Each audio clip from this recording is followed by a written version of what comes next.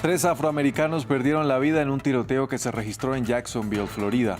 El hecho, calificado como un crimen de odio, se produce justo cuando se conmemoraba el aniversario número 60 de la marcha sobre Washington, que impulsó el movimiento por los derechos civiles. Un ataque de pandillas dejó al menos 7 personas muertas en Haití. Agresiones de este tipo han hecho que residentes de Puerto Príncipe se sometan a precarias condiciones mientras tratan de huir de la ciudad a raíz del control que ejercen grupos criminales. En Ecuador, los candidatos que pasaron a la segunda vuelta de las elecciones presidenciales retomaron oficialmente sus campañas, en medio de la inseguridad y del luto por el magnicidio del aspirante Fernando Villavicencio. Hola, bienvenidos a las noticias del continente americano en France 24. Los saluda Andrés Mesa Muñoz. Empezamos en Estados Unidos. Un tiroteo cobró la vida de al menos 3 afroamericanos y fue calificado como un crimen de odio. El hecho ocurrió después de mediodía en las inmediaciones de una tienda de la compañía Dollar General en la ciudad de Jacksonville. La alcaldesa local confirmó que las víctimas mortales son 2 hombres y una mujer. El sospechoso murió después de dispararse. Esto es inaceptable, obviamente. Ninguno de nosotros puede sentirse bien por esto. Un tiroteo es demasiado, pero estos tiroteos masivos son realmente difíciles de soportar. Yo sé que el sheriff diría lo mismo. Yo sé que estamos todos muy enfocados en soluciones aquí. Hemos hablado mucho de eso desde que asumí el cargo, sobre las cosas que podemos hacer desde el principio para evitar que estas cosas sucedan una y otra vez en nuestra ciudad.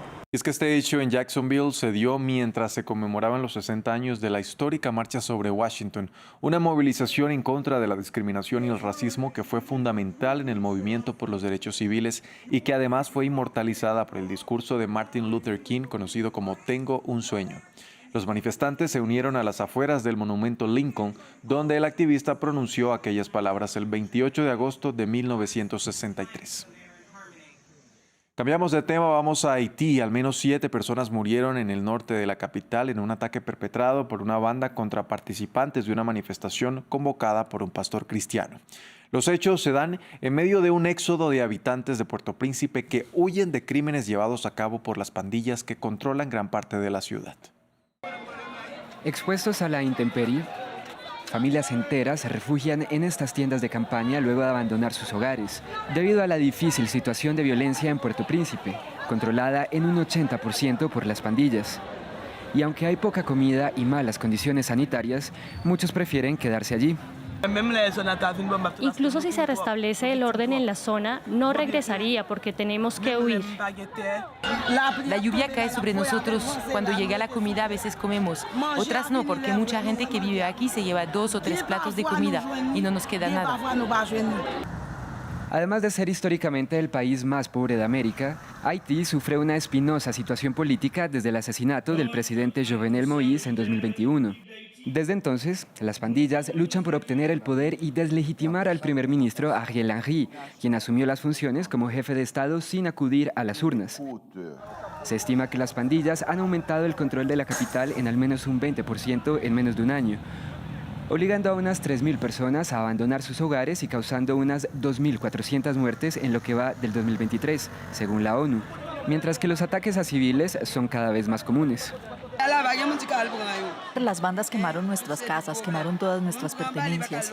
No podemos movernos de aquí. Hemos perdido a los policías que nos ayudaban, los jóvenes que nos ayudaban porque están todos muertos.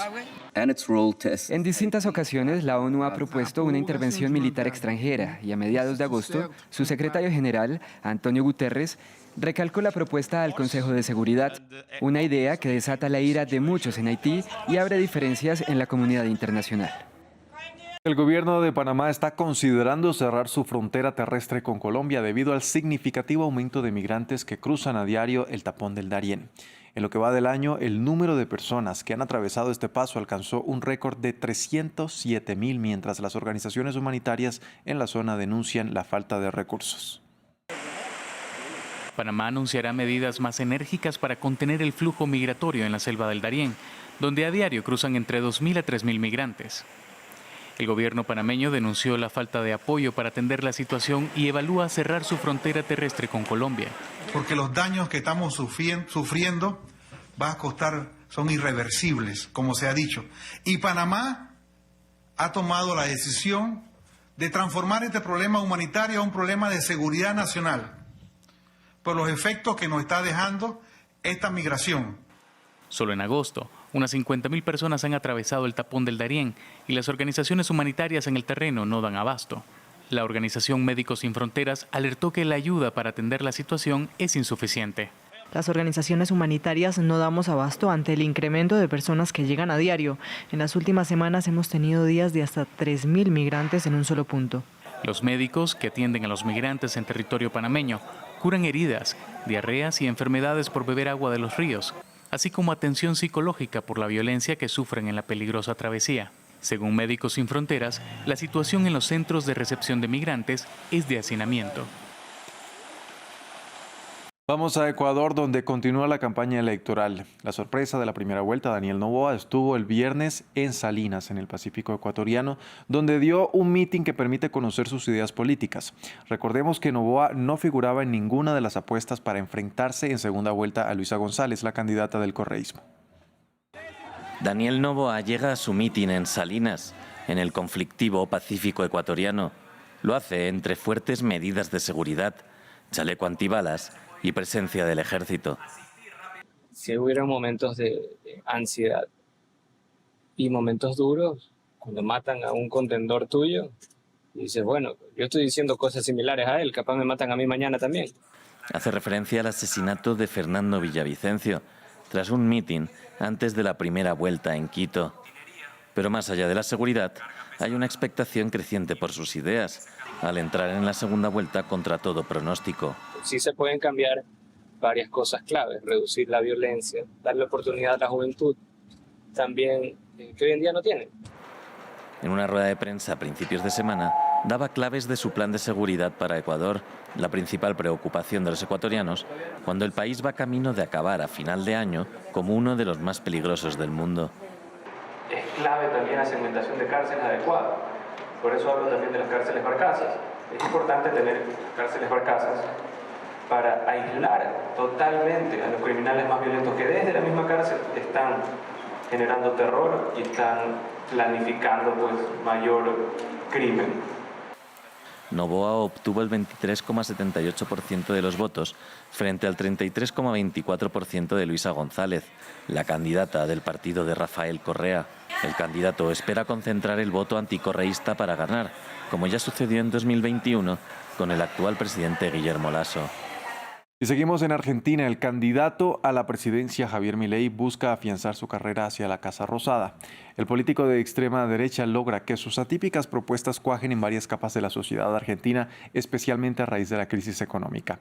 Milei fue el candidato más votado en las primarias del pasado 13 de agosto. Milei cautiva a gran parte de Argentina. Economista ultraliberal, personaje mediático y diputado del partido que fundó, La Libertad Avanza, es el candidato a la presidencia del país que más votos sacó en las elecciones primarias. Su discurso abrasador con la clase política tradicional y a favor de la mano dura contra el crimen convenció al 30% de los votantes.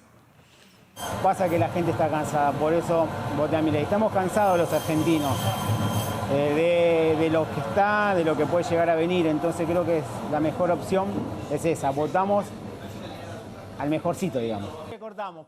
Los años de alternancia entre conservadores y progresistas le pasan factura a las candidaturas de Sergio Massa, la cara del oficialismo, y Patricia Bullrich, representante de la derecha macrista.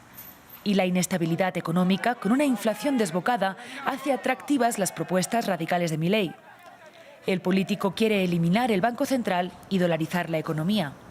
Siento que es como una propuesta distinta que va a traer, digamos, el fin de la inflación, ya que, bueno, al usar la moneda de dólar no tenemos la misma inflación que tiene el peso. Siento que el peso ya está muerto, por así decirlo. El dólar está por llegar a 1.000 pesos. Nosotros abandonamos ahí. ¿Cuánto nos va a salir un azúcar ahora? El triple, el doble. Milei también apuesta por eliminar el derecho al aborto y la educación sobre temas de género en las escuelas públicas. Las propuestas del ultraderechista se juzgarán en las urnas el próximo 22 de octubre. Hasta aquí este informativo. Gracias por acompañarnos.